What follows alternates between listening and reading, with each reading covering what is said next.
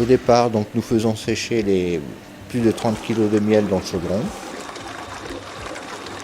Il est couleur marron foncé au départ et il faut qu'il devienne pratiquement couleur savon de Marseille, si vous voulez, un blanc laiteux. Quand ce miel est bien séché, on y rajoute des blancs d'œufs battus en neige. Autrement dit, chez nous, le nougat, c'est simplement une meringue au miel.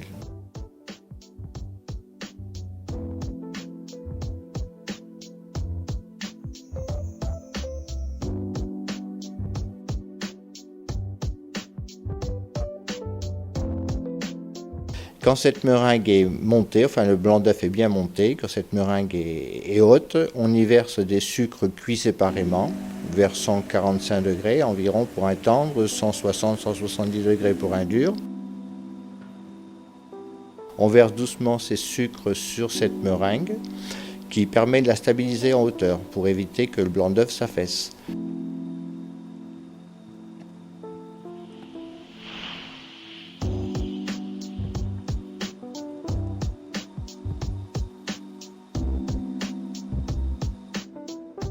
Et ensuite, quand tout est bien stabilisé, bien fermé, on y rajoute la garniture, c'est-à-dire amande, vanille, pistache pour un nougat de Montélimar, amande, vanille pour un nougat.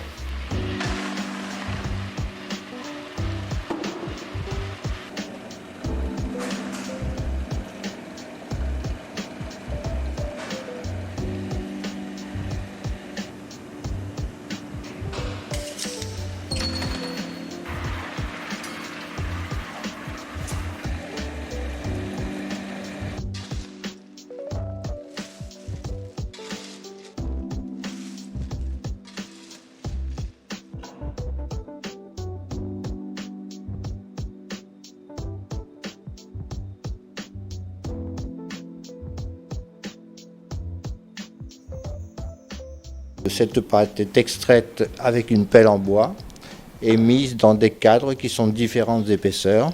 Le plus petit fait 15 mm à l'intérieur, le plus gros fait 125 mm à l'intérieur, suivant que l'on veut faire ce qu'on appelle de la casse, des dominos ou des barres.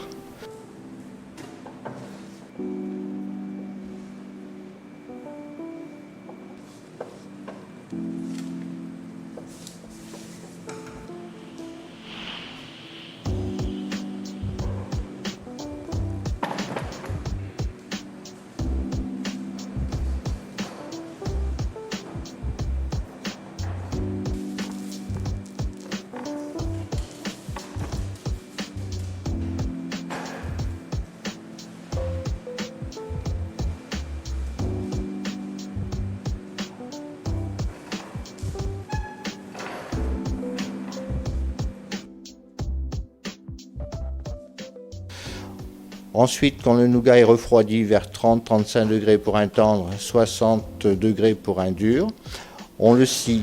On le scie en bande perpendiculaire à la longueur du cadre sur ce qu'on appelle la débiteuse. Donc on scie des bandes plus ou moins larges suivant le morceau qu'on veut obtenir.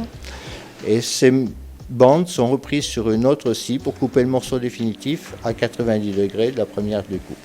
Donc voilà, tout simplement. Et que ce soit un petit morceau comme la casse ou un domino ou une barre ou un bloc, il y a toujours deux opérations de sciage.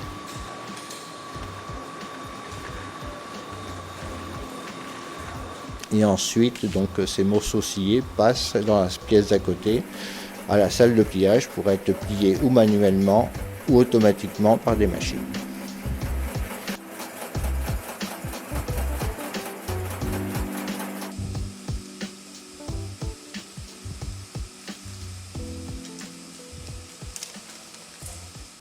En plus du nougat, donc, je fais d'autres confiseries, telles que les pralines aux amandes bien sûr, amandes chocolat cacao, ainsi que des calissons avec une pâte qui correspond à mon goût.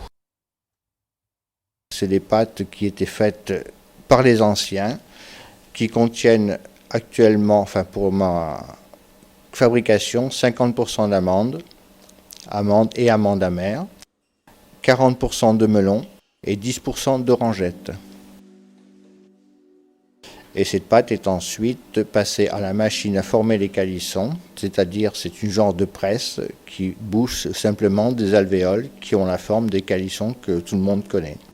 Une fois que ce calisson est pressé, on y rajoute ce qu'on appelle le nappage, c'est-à-dire un mélange de blanc d'œuf et de sucre glace, qui lui ensuite sera passé au four pour être simplement séché. Et je vous invite tout simplement à goûter mes calissons et à les comparer à ceux d'Aix, qui est la capitale du calisson.